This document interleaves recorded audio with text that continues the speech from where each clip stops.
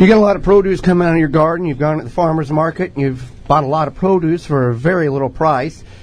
Or you've gone to the local organic food store, such as Outpost or Beans and Barley, and you're getting fresh produce. What's the best way to store this? There are right ways and there are wrong ways to get the best longevity out of the harvest in which you have. So we're not quite to apple season yet, but we will be there shortly. About a month or so, yeah. Yeah. So you would want to store your apples and your pears, also anything in that kind of, I think it's called the pome family. Apples or pears, store those in the fridge. They will soften 10 times faster at room temperature. However, on the flip side of that, if you get some pears, like we have a pear tree, but it's dying. But when we had a nice, happy pear tree, they would be a little tough when we harvested them. So if you store them in room temperature, they're going to soften a lot faster in the fridge. So you can use that to your advantage. Most fruits and vegetables can be stored in the fridge to give it longevity, but it's a matter of how. When we talk longevity, what's the time frame? We're not talking months and months, right? We're talking weeks or a lot of times it depends. So a lot of times it's for like regular normal fruits and vegetables, it's going to be a week longer, maybe a week and a half longer, 10 days, what have you. Just enough to get that extra time for you to do what you need to do with it. Right.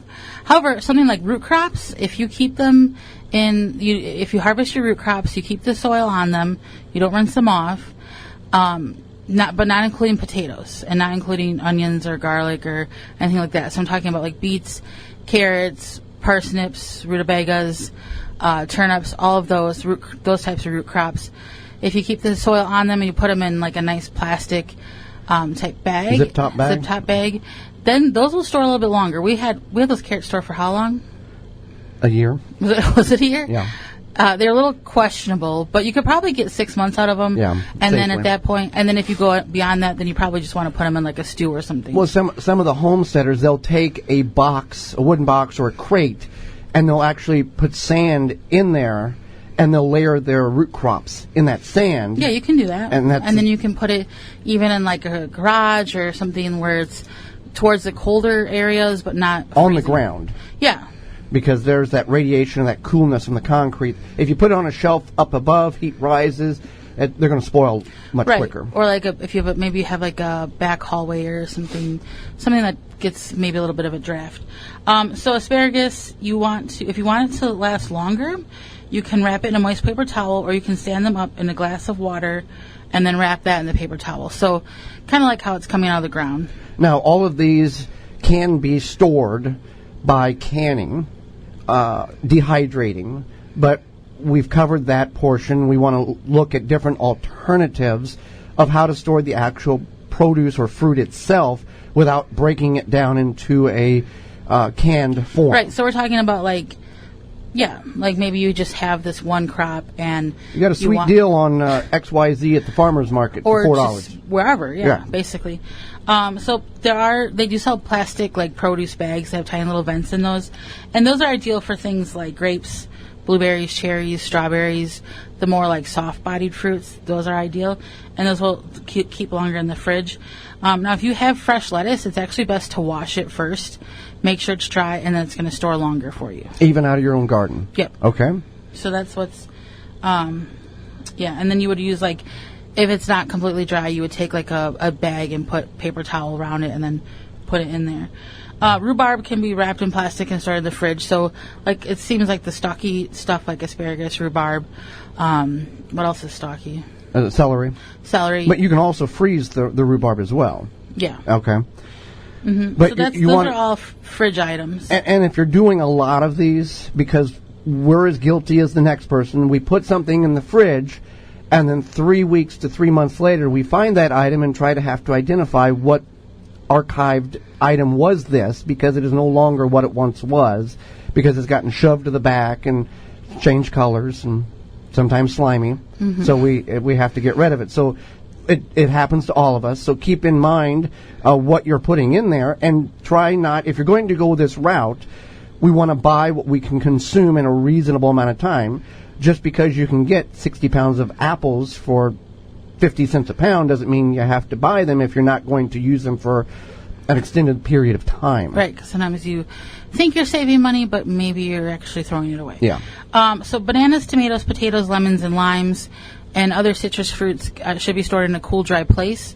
So you want to keep that in mind. You don't want to put it directly on your kitchen table. If your kitchen table gets sun all day long, you want it to be like a cooler, dry place. A lot of times people will store this like underneath their cupboard on their counter because it's kind of dark and cool there. So yeah, that's one thing to keep in mind. Mushrooms, they're typically not stored in the fridge, but they can be stored in the fridge, and then you don't clean them until you're ready to use them. Right. We see them in the refrigerated aisle, like in the canisters at the store, and sometimes you can get them, like you pick what you want in two different styles of storage at the grocery store, but they turn those over pretty quick. And then potatoes, same thing. You do not want to put your potatoes in the fridge.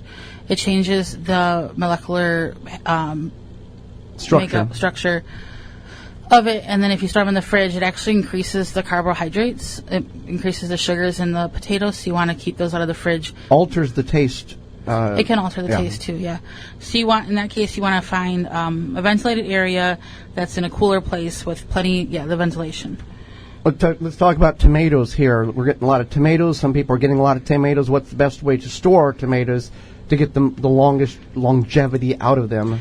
So you can store. You shouldn't put them in the fridge, but if you do put them in the fridge, you want to put them in like a zip top bag. Okay. Otherwise, if you are like, I'm going to can these tomatoes and I'm keeping them until I have enough, what you would do is you put those in a freezer bag, put them in the freezer, and then when you're ready to can, you would pull them out, let them thaw, and actually then they peel pretty good after that point. You don't have to blanch them if you're just going to freeze them for canning later. You just put them directly in the bag.